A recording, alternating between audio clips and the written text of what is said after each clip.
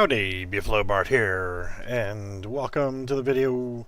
Yeah, apologize for not having a video in the last few days, but I've been kind of under the weather. Just a quick little run through here. This is still on 1.8 PTS words. Um, excuse me, but I am not giving you a first aid kit. Lost your damn mind. Remember, beef is fun. So yeah, there's a lot of different gear sets to choose from, and I had a list with what's coming in Global Event 3 and 4 to know which is which, and I'm going to have to look them back up. I cannot find it, and I scrolled through trying to find everything that I could on it, but I have no idea what I did on my list, so I apologize for that. But still going to say that my favorite of all the gear sets for the casual gaming aspect of things is still going to be the Nomad set and the Firecrest. D3FNC is a close third, and if I had to rate it, I would definitely say it would be number 3. Number 1 is definitely going to be, for the casual gamer, I'm going to say the Nomad. And I've started actually using this L86. It's not the greatest overall damage, but quick reload, and it does fair enough. I'll get these guys' attention here. But you can see with the Nomad, I mean, it's pretty stout. Why are you running for me? Shoot me. Okay, so the reason for running the Nomad, especially on a 6-piece classified set, for the overall stats, I mean, setting at 8,400 on firearms, 4,100 on stamina. I would like it if you didn't take me out of the menu, but you can shoot me. Go right ahead. Go right ahead.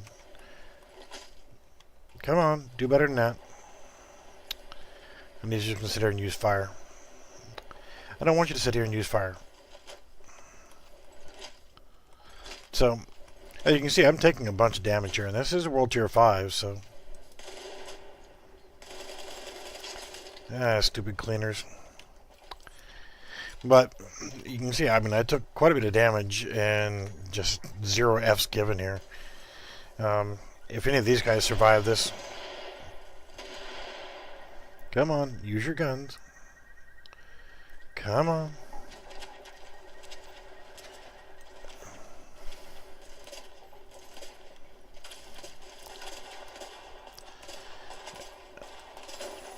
And I got somebody over here with guns, so I don't need you guys. So yeah, you can sit there and just play and not have to really... No, I want you. I don't want you.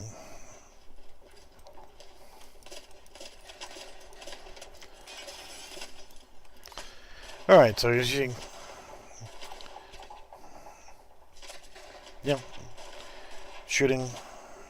Now, whenever your health gets down, would you stop hiding and just shoot me? When your health gets down low enough, instead of actually dying, now you can use your recovery link, and that's going to give you pretty much a free revive without dying. But with the Nomad set, it'll actually make a liar out of me, probably. Alright, see, damage taken. It automatically revives me back to full health. Okay, I'm done with you. You can go away now.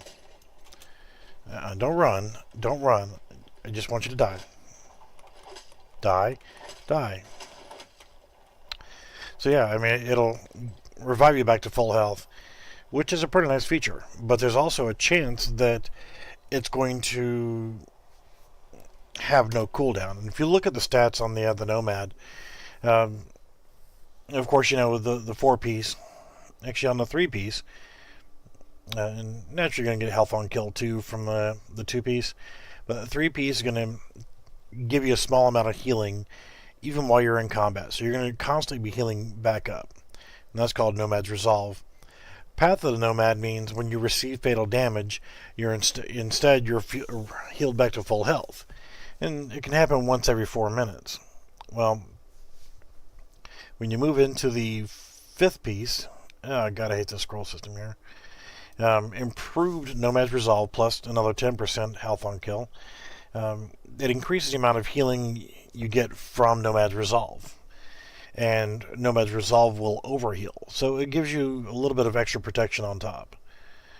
But the 6-piece, you have the 50% chance to have no cooldown on Path of the Nomad, meaning that there's a chance that once you died from the or you would have died from the fatal shot, and it healed you back to full health, there's a 50% chance that it's going to have no cooldown again. So you don't have to wait that 4 minutes. And for 10 seconds after you actually get that full heal back up, you take 60% less damage for 10 seconds. So with that 50% chance of having no cooldown, there's a potential with the Nomad's Luck and all that's going on with it, and with running your recovery link, you have a potential of, at minimum, 2 fatal wounds that heal you back up. But there's also a possibility that you're not going to have a cooldown after that second one, so you may just keep getting it refunded back and just keep reviving. Instead of getting killed, you keep going back to full health instead. So there's a chance that you can just really screw up and not suffer from it. Now, with that, I think that's a great idea, and for a casual gamer who isn't necessarily the greatest at remembering, oh yeah, I should take cover, and you make careless moves, you can do dumb things and get away with it a little bit more often. So that's going to be on top of my list for casual gaming. The next one on the list is going to be Firecrest. And with the Firecrest, yeah, I'm replacing my old Tactician's build and going back with a good Firecrest build, because when you start stacking up, especially with these classified, you want to definitely get 50% skill haste, because it'll make this a really fun build. The 2-piece, you get plus 3 to your incendiary grenade capacity. The 3-piece gives you extra range and damage on your flame turret. Now, on the 4-piece, while they're on fire, your weapons do 15% more damage while they're burning. The 5-piece, you get another incendiary grenade to your capacity, more range, and more damage to your turret, your flame turret.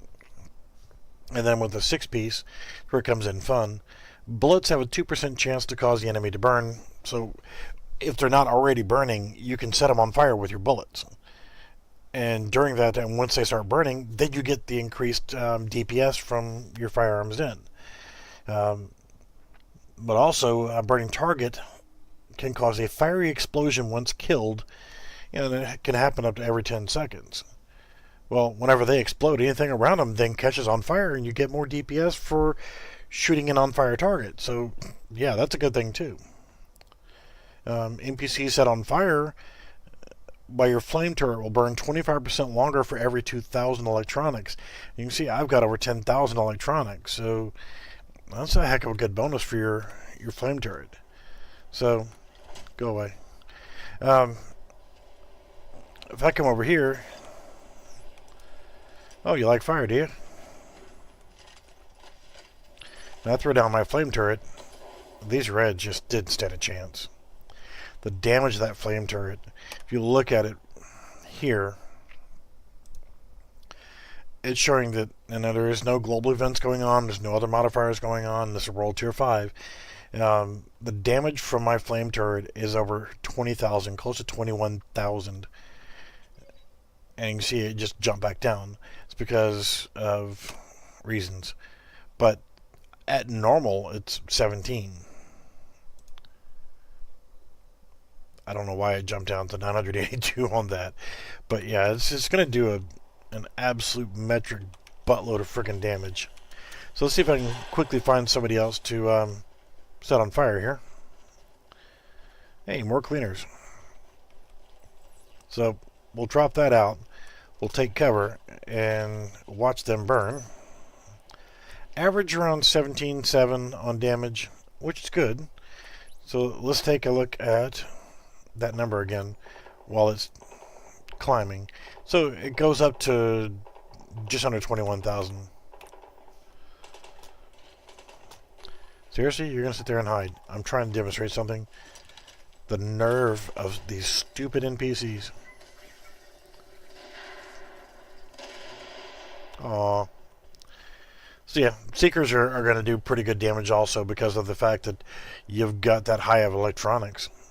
So that's what really makes this a good build overall. Get out of my way.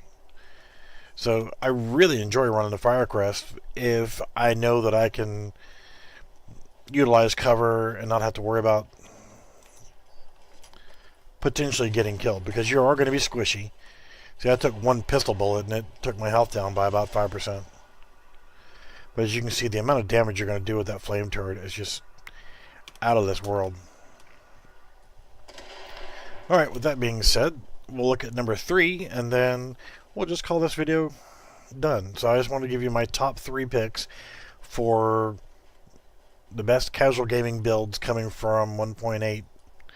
So with that, let's go look at the D3FNC. We'll equip it. And of course you want a good SMG, because if you're not familiar with this, which I would hope that you are, but the D3FNC build is based around using the shield. The 2-piece gives you 15% protection from elites. The 3-piece gives you plus 10% to your ballistic shield damage, resilience. The 4-piece allows you to use an SMG with your shield. And this is where it differs from the way it was in 1.7. Is it used to be your electronics and skill power is how you buffed up your shield.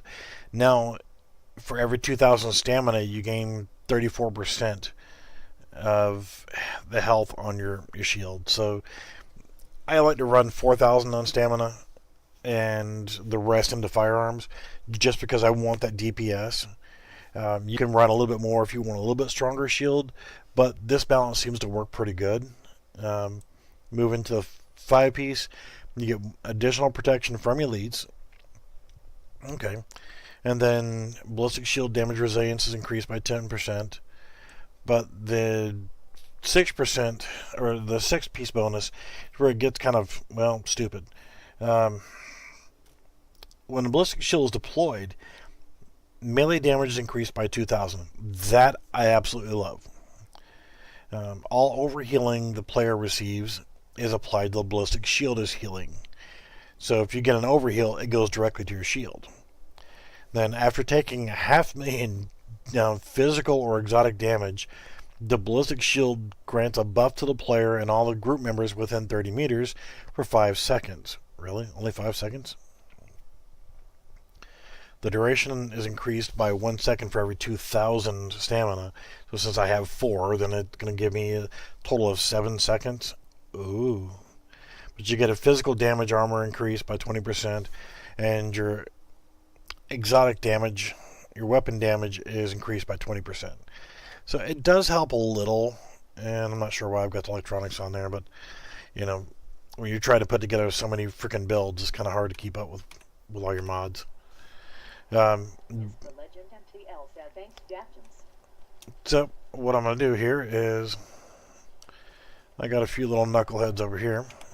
I'm going to go ahead and deploy my shield, and you can see I have an SMG out with my shield. So I come over here, get these guys' attention.